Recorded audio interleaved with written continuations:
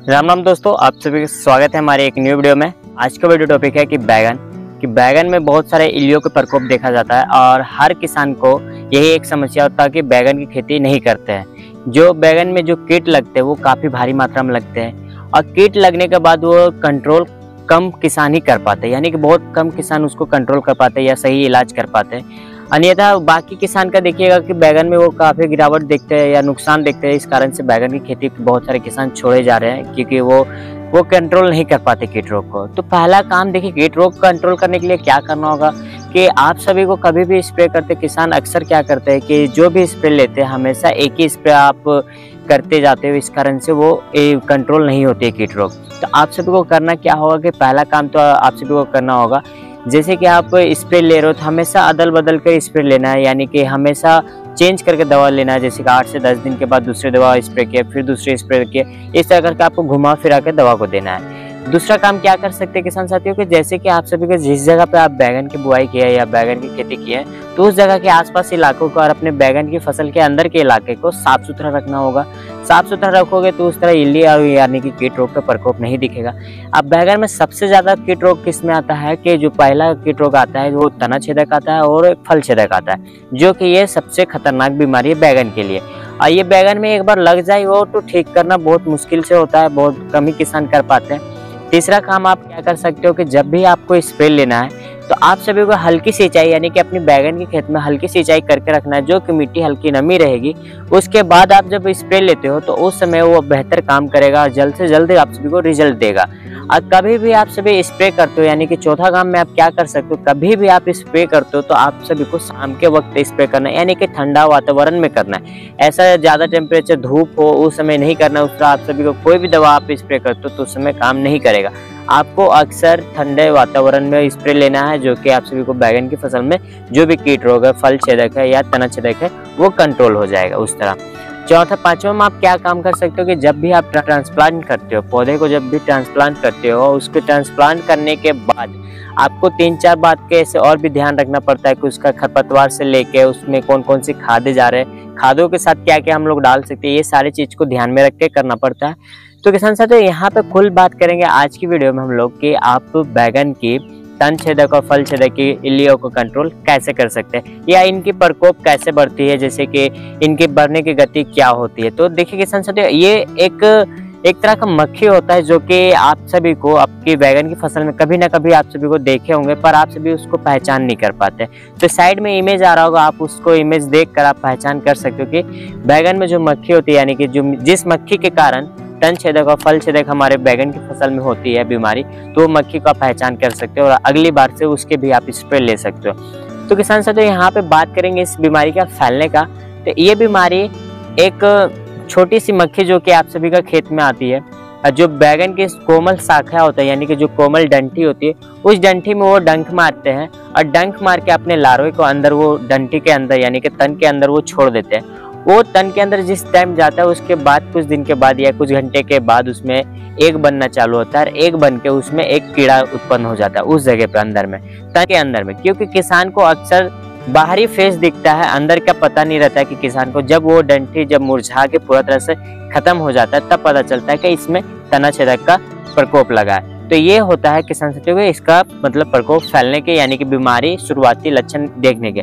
तो जब भी आप सभी को आपके खेत में बैगन की फसल में जब भी दिखना चालू हो जाए कि आपकी बैगन की शाखाएं मुड़ रहे हैं या मुरझा रहे हैं तो समझ जाना है कि आपको तना छेदक की प्रकोप आपके खेत में है। तो उस समय आप सभी को अलग अलग स्प्रे लेना होगा जो कि इसको कंट्रोल करने के लिए होता है, काम करता है। तो किसान साथियों यहाँ पे कंट्रोल करने के लिए पहला जो दवा बात करेंगे, उससे पहले आप हमारे चैनल में न्यू विजिट करते होंगे तो आप हमारे चैनल को सब्सक्राइब कर लेना खेती संबंधित वीडियो देखने के लिए। और इस तरह की वीडियो आप सभी को हमेशा मिलते रहेगी टाइमिंग से, तो बेल नोटिफिकेशन जरूर ऑन करना क्योंकि आप उसी थ्रू हमारा वीडियो देख पाओगे। तो चलिए शुरुआत करते हैं पहला दवा के बारे। और ऐसे 4-5 दवा हम बताएंगे जो कि आप सभी को हमेशा अदल बदल करके यानी कि चेंज करके हमेशा देना है। तो किसान साथियों यहाँ पे पहला जो दवा आप सभी को हमारे साइड में आ रहा होगा क्रोम प्राइमा। तो ये सभी आप ये दवा का इस्तेमाल कर सकते हो। पिछले कई वीडियो में हम बता भी चुके हैं कि क्रोम प्राइमा का आप इस्तेमाल कर सकते हो। शुरुआती लक्षण आप सभी को दिख रहा तो उस समय आप सभी ये दवा का इस्तेमाल कर सकते हो और इससे भी आप सभी को काफ़ी कंट्रोल हो जाएगा।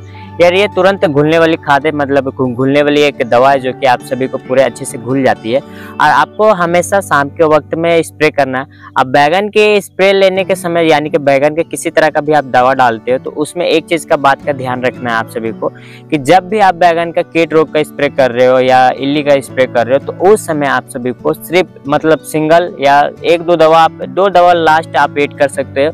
जैसे कि आप कीट रोग के लिए ऐड करें तो उसके लिए आप एक कीट रोग के लिए ऐड कर दिए, उसके बाद आपको एक चिपकू गोंद इस्तेमाल कर लेना बस। इसके अलावा और कोई दवा फंगिसाइड या किसी तरह का इंसेक्टिसाइड मतलब कोई दवा आपको नहीं डालना है। सिर्फ मात्र जो आप बीमारी है उस दवा को डाले, सिंगल स्प्रे ले। बाकी एनी टाइम आप अदल बदल करके आप स्प्रे लेते हो तो आप कंट्रोल होगा ही। बाकी एक चीज़ और ध्यान रखिएगा यही बात का कि आप जब भी स्प्रे ले तब सिंगल दवा का ही स्प्रे ले कीट रोग के लिए बैगन की फसल में। तो किसान साथियों यहाँ पे दूसरा कॉम्बिनेशन की बात करेंगे तो भाइगो, आप सभी को साइड में आप सभी को दिख रहा होगा, भाइगो का इस्तेमाल करना है 15 लीटर पानी के साथ में आप 10 ml इस्तेमाल कर सकते हो। उसके बाद यहाँ पे मोमेंटे एनर्जी करके आ रहा होगा, तो ये दोनों कॉम्बिनेशन को आपको साथ में देना है। मोमेंटे एनर्जी को कितना देना है तो मोमेंटे एनर्जी को आप सभी को 20 ml लेना 15 लीटर पानी में। तो जितना भी हम अभी दवा बताएंगे सब 15 लीटर का पानी में ही आप सभी को इस्तेमाल करना है। तो ये दवा के दोनों ये दवा ऐड करने के बाद आप किसी भी कंपनी का आप चिपको एक गोंद इस्तेमाल कर सकते हो। आप चाहे बरसात की खेती कर रहे हो, आप बरसाती बैगन लगाए या गर्मी का बैगन लगाए, गर्मी में तो चलेगा पर बरसाती बैगन आप लगाएं तो उस समय आपको चिपकू गोंद का इस्तेमाल करना होगा। तो ये दो दवा का कॉम्बिनेशन साथ में देना है। और पिछले एक दवा जो बताया वो एक सिंगल दवा है तो आप सिंगल दवा स्प्रे कर सकते हो।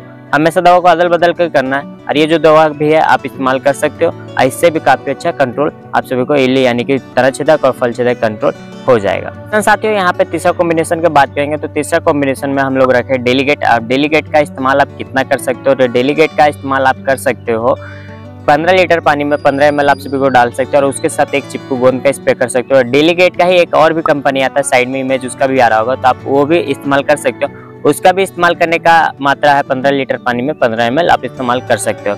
इससे काफ़ी अच्छा रिजल्ट भी मिलेगा। प्लस आप सभी को समय का बात करेंगे स्प्रे करने का तो शाम के समय में आप सभी को स्प्रे करना है। रही बात इसका भी स्प्रे आप अपने सही मात्रा से करते हो और अदल बदल के करते हो तो आप सभी को रिजल्ट जल्दी मिलेगा। कोई दवा सस्ता है तो कोई महंगा है, तो आप सभी को हमेशा सस्ती महंगी करके चलाना, उस तरह होगा कि कंट्रोल ज़्यादा होगा।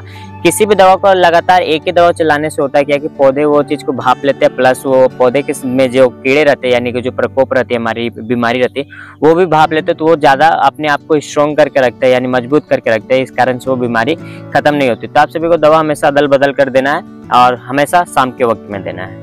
तो किसान साथियों यहाँ पे हम लोग अब बात करेंगे चौथी दवा का। तो चौथा जो दवा हमारा है वो हर किसान बैगन की फसल में इस्तेमाल करते हैं और हर बार जो भी किसान बैगन की खेती करते हैं उनका पहला पसंद यही दवा रहता है, जो कि आप सभी अभी तक समझ गए होंगे, जो कि हमारे साइड में आ रहा होगा। काला घोड़ा का नाम से ऐसे ये ज़्यादा मार्केट में बिक जाता है और मिलता भी आसानी तरह से। इसका नाम कुछ और है, ठीक है, आप सभी को इमेज में दिख रहा होगा। प्लस किसान साथियों इसको इस्तेमाल करने का डोज का बात करेंगे तो आप 15 लीटर पानी में 25 ml आपको इस्तेमाल करना है। प्लस इसका इस्तेमाल करने के बाद आप सभी को एक और भी बात को ध्यान रखना है कि ये दवा हमेशा आपको चलाना नहीं है। हमेशा ये मतलब एक बार स्प्रे लिए हैं फिर उसके बाद दूसरा बार स्प्रे लेना है 10 से 15 दिन के बीच में।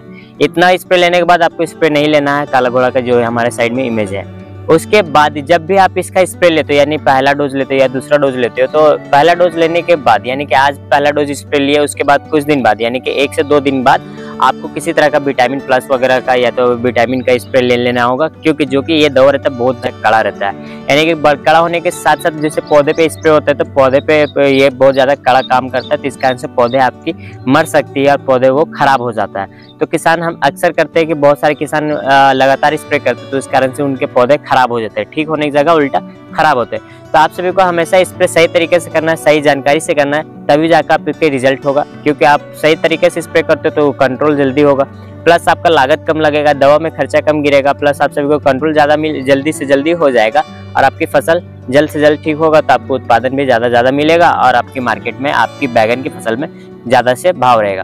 तो किसान साथियों आज की टॉपिक में हम लोग बात किए कि तन छेदक और फल छेदक के लिए हम लोग कैसे कंट्रोल कर सकते हैं, उसका सही उपाय क्या है, तरीके क्या है खेती करने के, प्लस उसमें लगने के बाद बीमारी हो जाने के बाद क्या हम लोग इलाज कैसे कर सकते हैं या सही इलाज क्या है। तो यहाँ पे कुल मिला के हम लोग 4 से 5 दवा पर टॉपिक पे चर्चा किए। तो ये 4 से 5 दवा आपको एक साथ नहीं चलाना है या एक ही दवा को आप इस्तेमाल नहीं करना है, आपको सभी दवा खरीद के रख लेना अपने पास। जो दवा आप खरीद सको वो दवा आपको अपने पास रख लेना है और उसको अदल बदल करके आपको स्प्रे करते रहना है। यानी कि हमेशा एक ही दवा को स्प्रे नहीं करना है, घुमा फिरा के स्प्रे करना है। हमेशा शाम के वक्त स्प्रे करना है और जो मात्रा है मात्रा के हिसाब से ही स्प्रे करना है। ज्यादा भारी मात्रा से लेने से आप सभी को फसल नुकसान कर सकता है और आपकी फसल फिर से खराब हो सकता है दवा के कारण। तो आप सभी को सही मात्रा से लेकर स्प्रे करना। उम्मीद करते हैं किसान साथियों ये वीडियो आप सभी को अच्छा लगा होगा। तो अच्छा लगा तो इस वीडियो को आप अपने किसान भाइयों तक ज्यादा से ज्यादा शेयर करें। जो किसान बैगन की खेती छोड़ चुके हैं उन्हें भी भेजे और उन्हें भी दिखाए कि वो वीडियो मतलब देखकर अपने बैगन की खेती को फिर से कर सकते हैं और बैगन में अच्छी खासा मुनाफा ले सकते हैं। तो फिर मिलेंगे नेक्स्ट वीडियो में अच्छे से जानकारी के साथ अच्छे से टॉपिक में। तब तक के लिए जय जवान जय किसान।